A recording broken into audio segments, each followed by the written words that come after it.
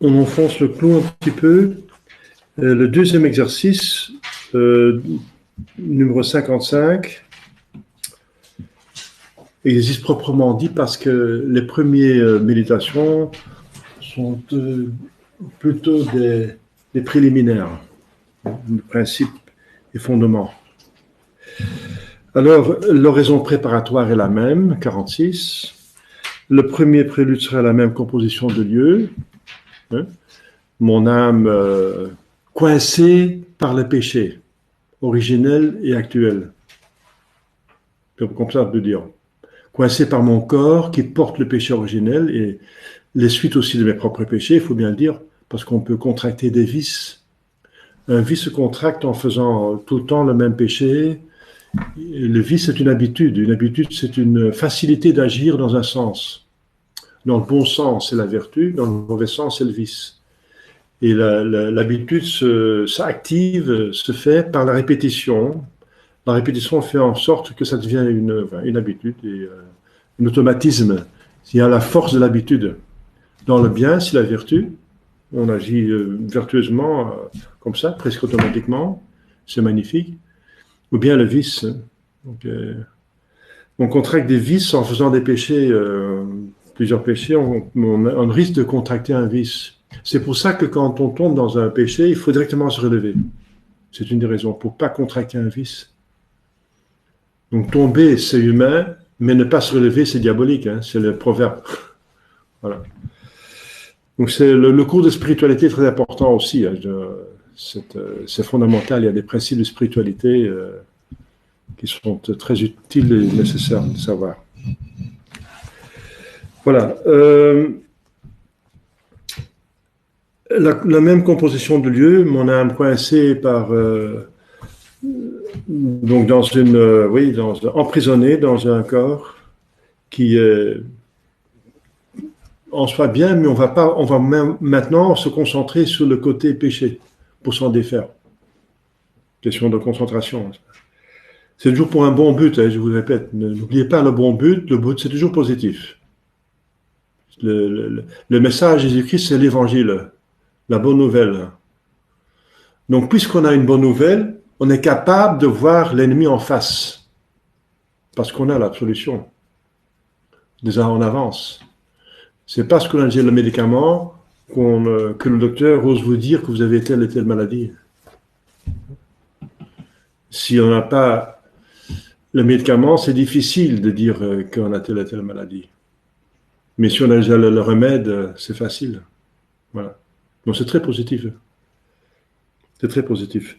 Et de plus que vous allez vous enfoncer dans cette méditation, de plus que vous allez abhorrer le péché, de plus que vous allez ressembler à la Sainte Vierge, qui déteste le péché, qui est l'Immaculée Conception, Jésus-Christ qui n'a jamais péché. Voilà, le second prélude consiste, la grâce particulière. Dans cette méditation, je demanderai une douleur intense et profonde et des larmes pour pleurer mes péchés.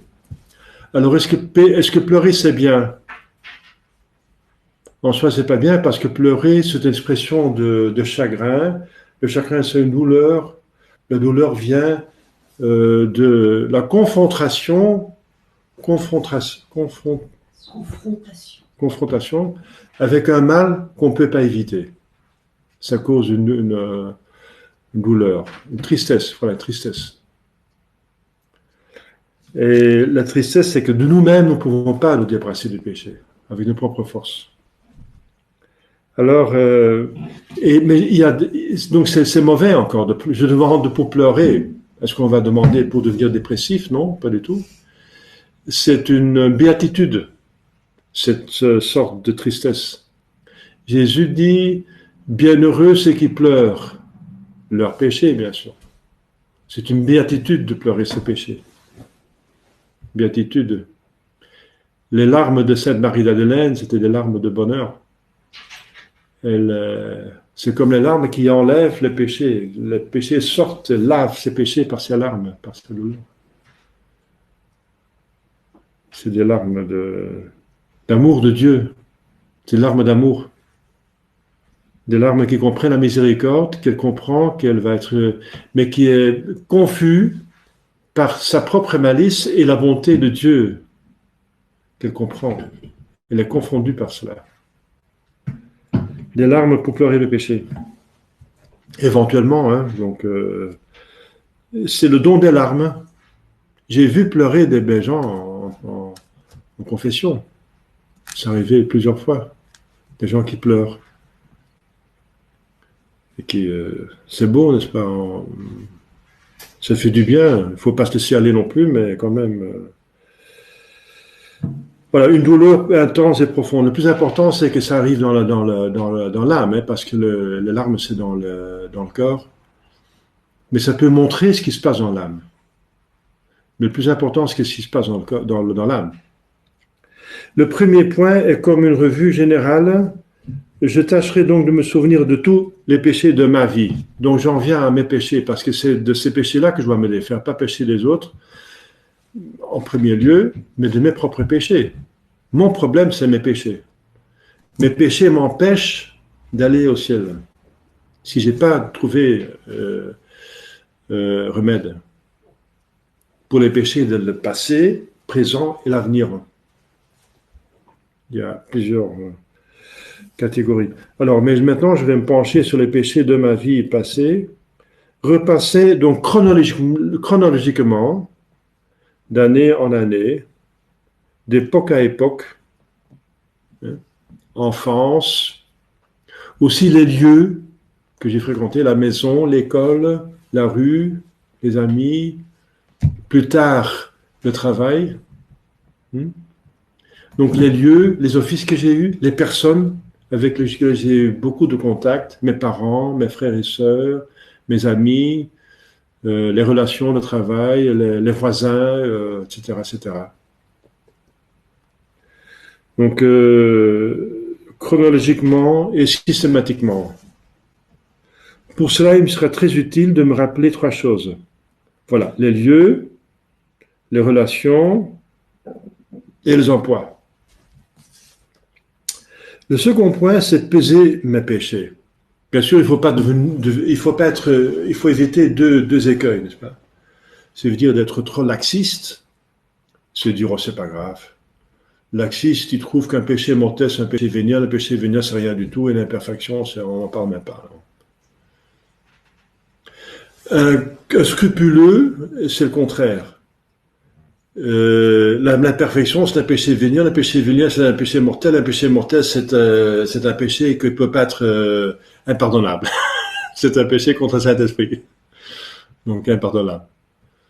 Donc c'est le scrupuleux. Eh bien, les deux se trompent. Ils ne sont pas à la hauteur de la réalité. Et nous avons plus ou moins tous une conscience erronée. Hein. Le scrupule se trouve plus parmi les femmes et le laxisme plus parmi les hommes, mais tout est possible. Il y a des femmes qui sont totalement laxistes aussi et des hommes qui sont scrupuleux. J'en ai connu. Et alors, parfois, il y a un mélange. Qu'on est scrupuleux sur certains péchés et un laxiste sur d'autres. Ça arrive aussi, et assez fréquemment. Hein. Donc, tout est possible. Alors, c'est la réalité qui compte. Donc, c'est ce que l'Église enseigne au nom de Jésus-Christ. Donc, on a tous une conscience, mais la conscience doit être formée par l'Église. Informée et formée. Donc, il ne faut pas exagérer non plus. Donc, la malice du péché, c'est pour autant... Bien sûr, il y a 3 choses pour la malice. La chose en elle-même, elle est mauvaise. Ça, c'est justement le péché. Mais il faut, pour que ce soit un péché imputable, qu'il y a quand même entendement et consentement. Donc, le péché est imputable. Le bon Dieu va nous imputer, enfin, la justice va nous imputer, nous-mêmes aussi. Pour autant que nous sommes conscients... À l'époque, quand on le faisait, on était conscient que c'était mauvais et qu'on l'a fait librement. Pour autant que c'est imputé. C'est ça qui est le péché le plus grave, c'est ceux qui se font avec volonté. Ceux qui se font dans une certaine ignorance, on pensait que c'était permis, tout le monde le fait, on est entraîné dans le monde, C'est proposé comme du bien finalement. Alors bon, c'est dans la mesure où vous avez une ignorance invincible, c'est même excusé. Mais ça n'empêche que vous êtes quand même dans le mal et que ça vous fait du mal et que ça enracine des mauvaises habitudes et que ça peut engendrer d'autres péchés, etc. Vous êtes sous l'emprise du démon, sous l'influence du monde. Donc c'est quand même mauvais, objectivement. Vous êtes en danger, vous étiez en danger par cela. Donc, pécher la malice. Et une fois que c'est volontaire, c'est mauvais, c'est méchant. Ça, c'est... Il faut être objectif, il faut être honnête avec soi-même. Donc, je considérais la laideur et la malice intrinsèque de chaque péché mortel, supposé même qu'il soit défendu, ne pas défendu. Supposer qu'un certain péché ne serait pas défendu, il est quand même détestable en soi. Le mensonge est détestable. Ça va contre notre nature. La nature nous apprend que l'entendement est fait pour connaître la vérité. Et que quand on parle de cette affaire, qu'il faut dire la vérité. La preuve, c'est que si on ment, il faut faire un effort. C'est contre nature. Et ça explique le phénomène des détecteurs de mensonges. Qu'est-ce qui détecte? Une émotion, une petite émotion, qui se fait parce qu'on a fait un effort pour aller contre ce qu'on pense. Aller contre cette contre-nature, quelque part. Donc il faut aller contre la nature, si on dit la vérité, donc il faut aller contre. Et cette émotion est mesurée, le détecteur de péché. C'est une malice en soi. Le vol, c'est une malice. Pour comprendre la malice, appliquez cela à vous-même. Vous n'aimez pas être volé. Surtout si ça vous a coûté de l'effort. Vous avez travaillé pour la chose. Vous avez fait un effort et on vous prend ça comme ça en quelques secondes. Quelqu'un qui n'a pas mérité la chose, qui n'a rien fait pour juste y prendre un autre, sans demander, il dérobe. C'est la malice du péché. Même si le vol était permis, on sent que ça ne va pas, quoi. Ça répugne. Le meurtre, un avortement, un meurtre, c'est encore pire. C'est moi qui décide que l'autre ne vit plus. C'est horrible. Il n'a plus le droit de vivre. Il peut plus mériter. Il peut plus mériter son ciel. Et on est là pour mériter son ciel. Alors moi je décide que lui il s'arrête. On arrête. Game over. Voilà. On arrête. C'est moi qui décide que l'autre ne peut plus le droit de mériter. C'est extrêmement grave. Les péchés contre la chasteté, il ne faut pas entrer dans le détail, bien sûr, pour les choses de ces genres. Vous pouvez ouvrir la porte.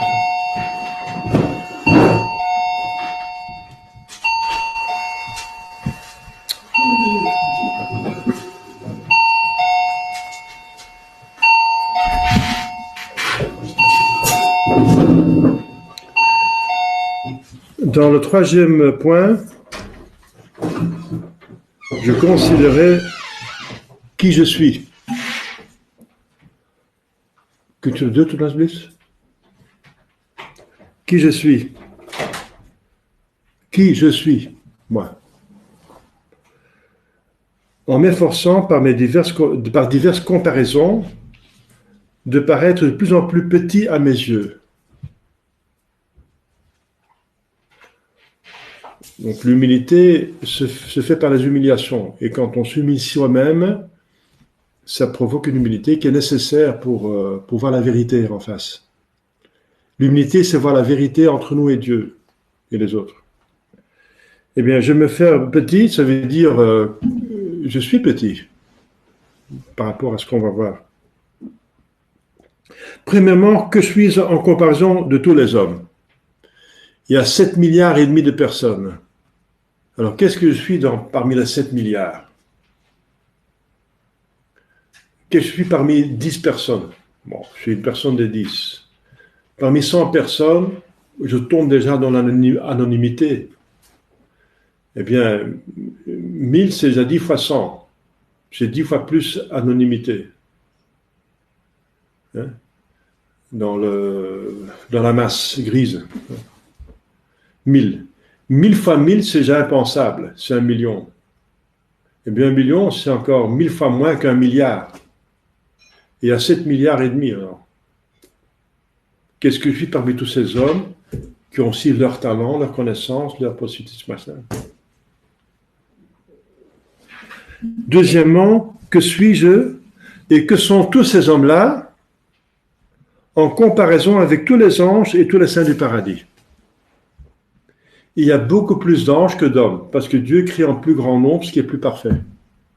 Donc il y a des milliards d'anges. Et un ange, c'est quelque chose d'incroyable. Si on voit un ange dans le ciel, on croirait pouvoir Dieu. C'est un esprit supérieur et de sainteté. Et les saints sont imbus de Dieu. Ils sont habités par la divinité d'une manière extraordinaire, glorieuse. Qu'est-ce que je suis devant? Imaginez-vous un saint qui vous apparaît. Il y a j'espère, beaucoup de saints. Tout a été créé pour le ciel. C'est le but de la création, le ciel. J'espère qu'il y a des saints. Il y a beaucoup de saints. Qu'est-ce que je suis en comparaison avec eux? Moi, pauvre pécheur, qui peut encore aller en enfer. Eux, ils sont déjà dans le ciel. Et moi, je suis encore ici. J'espère aller en ciel, mais... Troisièmement, que sont toutes les créatures en comparaison de Dieu? Encore comme rien. Ils sont quelque chose, mais la différence est infinie. Puisque Dieu est infini. Donc, tout l'univers ensemble, donc la pièce maîtresse, c'est l'homme. Toute l'humanité ensemble, et tous ceux qui sont dans le ciel, avec l'angélité, les anges, tout ça ensemble, c'est énorme. C'est milliards d'hommes, c'est milliards d'anges. C'est ces esprits bienheureux, splendides. C'est... Alors on devient tout petit par rapport à cette majesté infinie. Et tout ça ensemble, c'est encore comme rien devant Dieu. Et même si on va au ciel, on ne va jamais en finir à connaître Dieu. Il faut être Dieu lui-même pour comprendre Dieu totalement. On ne va jamais le connaître. Même la Sainte Vierge ne connaît pas Dieu totalement. Elle s'enfonce le plus possible en Dieu, plus que les autres, par amour. L'amour uni. Hein. Elle est plus unie à Dieu, elle voit plus Dieu que les autres. Elle aime plus que les autres. Mais encore, il reste quelque chose... il en reste. Et c'est infini. Voilà. Et c'est la réalité. C'est pas une imagination illusoire. C'est une imagination, bien sûr, parce qu'on ne peut pas le voir avec les yeux du cœur. On s'imagine, mais la réalité est la réalité la plus importante. C'est celle-là. C'est pas la matière qui est passagère. C'est pas tout ce qui est matériel et sensible. C'est passager. Donc, moi seul, enfin, que puis-je être? Quatrièmement, je considérais toute la corruption et toute l'infection de mon corps. Je vais encore m'abaisser plus. Mon corps, c'était un chef-d'œuvre dans le paradis terrestre. Mais après, il est corrompu, on a déjà des germes. Il y a beaucoup de tares parmi les gens. Hein. C'est pas l'âme qui est tarée. L'âme est parfaite, mais si l'âme est tarée, c'est parce qu'elle est unie au corps. S'il y a quelqu'un qui est autiste ou qui est handicapé, qui est borné, qui a quelque chose qui fonctionne pas bien dans son corps et dans son âme, c'est à cause du corps. L'infection, la corruption de l'infection de mon corps. Qu'est-ce que mon corps produit, n'est-ce pas? Il faut le laver, il faut le soigner, sinon on commence à avoir des manifestations qui sont désagréables. Alors, Ce que donne le corps, qu'est-ce qu'il va devenir après, hein? Le corps est fait il va aboutir au tombeau. L'âme est immortelle, mais le corps va finir dans le tombeau. C'est destiné. Enfin, après, il va ressusciter, hein, bien sûr. Mais on se limite à ce qui est la conséquence du péché, pour comprendre la malice du péché. Qu'est-ce que le péché a causé dans le corps? Tous les ulcères, toutes les pourritures, toute la lèpre, ça vient du péché. Hein. Tout ce qu'on voit d'horrible dans les corps, abjects, ça vient du péché. Cinquièmement, je me regarderai comme un ulcère et un abcès, dont sont sortis tant de péchés, tant de crimes et tant de souilles honteuses. Parce que toutes les saletés, toutes les pourritures sensibles ne sont comme rien par rapport à la mal morale. Parce que tout ce qui est sensible est limité. Mais le mal moral, mon péché, a quelque chose d'infini. Elle a heurté, offensé une majesté, une bonté infinie. Donc, si on compare, si on dit je me regarde comme un ulcère, c'est comme un peu exagéré. Hein. Non, c'est infiniment en dessous de la mesure. Un ulcère, c'est quelque chose qui produit du pu, n'est-ce pas? Alors eh bien, c'est comme moi, j'ai produit de ma volonté libre un péché, et c'est un mal infini. Donc, tout le mal qu'on voit abject dans ce qui est sensible est infiniment en dessous de ce qui est la malice d'un péché mortel. C'est ça la réalité. Sinon, ça ne mériterait pas l'enfer infini. Dans le quatrième point, je m'appliquerai à connaître Dieu que j'ai offensé. Parce que justement, l'infinité du péché mortel vient de l'infinité de Dieu. Je m'aiderai de la considération de ses attributs, infiniment bon, infiniment sage, tout-puissant, il est omniprésent, il est éternel, il connaît tout, même penser tout. Il est une justice, il est beauté, il est artiste, il est beauté, bonté, sagesse, il est tout ce qui est bon, bien et aimable. Tout ce qui est aimable dans la créature, ça vient de lui, qui est la source infinie de cette bonté et de cette aimabilité dans la créature. Sa sagesse, mon ignorance, sa toute-puissance, ma faiblesse, sa justice, mon iniquité, sa bonté, ma malice. Quel contraste! Le cinquième point, c'est le cri d'étonnement d'une âme profondément émue à cause de cela. Je parcourrai toutes les créatures leur demandant comment elles m'ont laissé la vie, comment elles ont concouru à me la conserver. Je demanderai aux anges, qui sont les glaives de la justice divine, comment ils m'ont souffert et gardé. Mon ange gardien m'a gardé. Comment ils ont même prié pour moi. Ô saints, comment ils ont aussi intercédé et prié pour moi.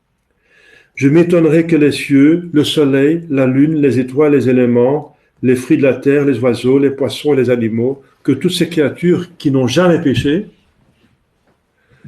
aient continué à me servir et ne soient point élevées contre moi, révoltées contre moi, pour me punir.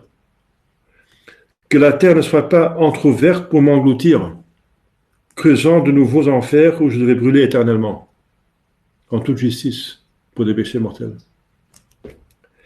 Je terminerai par un colloque dans lequel j'exalterai la miséricorde de mon Dieu.